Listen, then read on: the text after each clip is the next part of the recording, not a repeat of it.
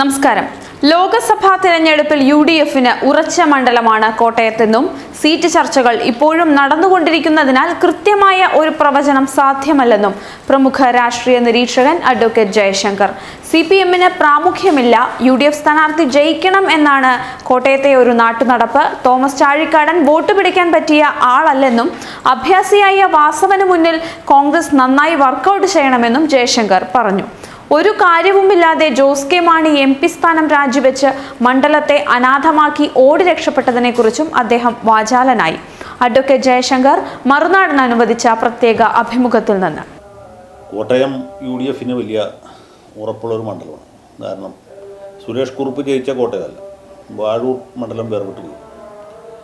വാഴൂർ മണ്ഡലം ഇല്ലാതെ എന്ന് മാത്രമല്ല, അത് കാഞ്ഞിരപ്പള്ളിയുടെ ഭാഗമായിട്ട് മാറി. കാഞ്ഞിരപ്പള്ളി പത്തനംതിട്ട മണ്ഡലത്തിലായി. അതുപോലെ തന്നെ ചങ്ങനാശ്ശേരി മാവേലിക്കരയുടെ ഭാഗമായിട്ട് മാറി. അതിന് പകരമായിട്ട് പാലയും പിറവും ഈ കോട്ടയം മണ്ഡലത്തിലേക്ക് വന്നു. അപ്പോൾ അതുകൊണ്ട് CPMന് അല്ലെങ്കിൽ ഇടതുപക്ഷത്തിന് വലിയ പ്രാമുഖ്യമുള്ള ഒരു സ്ഥലമല്ല.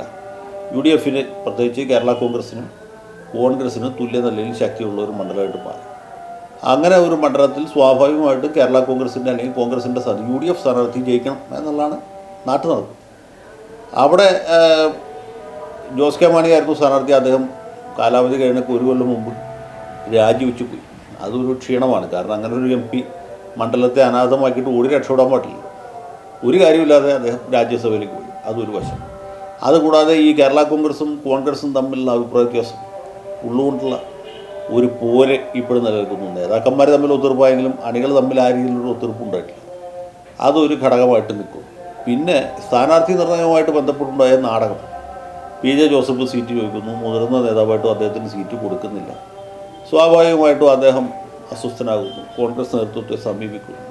തോമസ് ചാഴിക്കാടൻ അങ്ങനെ ഒരു പ്രബലനായ അല്ലെങ്കിൽ ഒരുപാട് വോട്ട് പിടിക്കാൻ പറ്റിയൊരു സ്ഥാനാർത്ഥിയല്ല. സ്വന്തം നിലയ്ക്ക് അദ്ദേഹത്തിന് വോട്ടുകൾ നേടാനും, നമ്മൾ പ്രേമേന്ദ്രനെ പറ്റിയോ സമ്പത്തിനെ പറ്റിയൊക്കെ പറഞ്ഞു, അല്ലെങ്കിൽ MK രാഘവനെ പോലെയൊക്കെയുള്ളൊരു സ്ഥാനാർത്ഥിയല്ല.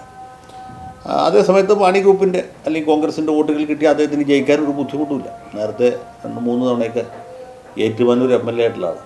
അപ്പോൾ അദ്ദേഹത്തെ പോലൊരു സ്ഥാനാർത്ഥിയെ നിർത്തും. ഒരു ഒന്നാം തരം സ്ഥാനാർത്ഥിയല്ല, കുറച്ച് പോരായ്മയുള്ളൊരു സ്ഥാനാർത്ഥി. അങ്ങനൊരു സ്ഥാനാർത്ഥി മത്സരിക്കുമ്പോൾ സ്വാഭാവികമായിട്ടും പാർട്ടി ശക്തമായിട്ട് നിൽക്കണം, കോൺഗ്രസും ശക്തമായിട്ട് അദ്ദേഹത്തിന് വേണ്ടി പ്രവർത്തിക്കണം. എന്നാൽ മാത്രമേ ജയിക്കാൻ പറ്റൂ. മറുഭാഗത്ത് വാസവനാണ് സ്ഥാനാർത്ഥി. വാസവൻ നല്ലൊരു തികഞ്ഞ അഭ്യാസിയാണ്. കോട്ടയം ജില്ലാ സെക്രട്ടറിയാണ്. നല്ല സ്വാധീന ശക്തിയുള്ള ആളാണ്. പൊതുവേ കോട്ടയത്ത് അറിയപ്പെടുന്ന വ്യക്തിയാണ്. സാംസ്കാരിക കേന്ദ്രങ്ങളിലൊക്കെ അറിയപ്പെടുന്ന ആളാണ്.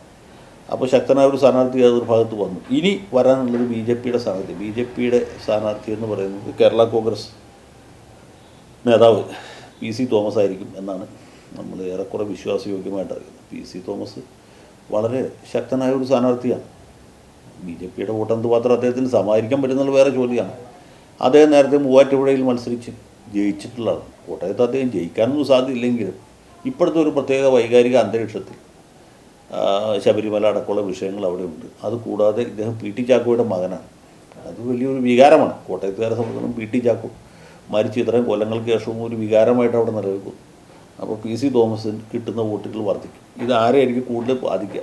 മാണി സാറിൻ്റെ പാർട്ടിയാണോ, മാർക്സിസ്റ്റ് പാർട്ടിയാണോ എന്നുള്ളതിനെ ആശ്രയിച്ചിട്ടാണ് ഇതിൻ്റെ ഉത്തരം.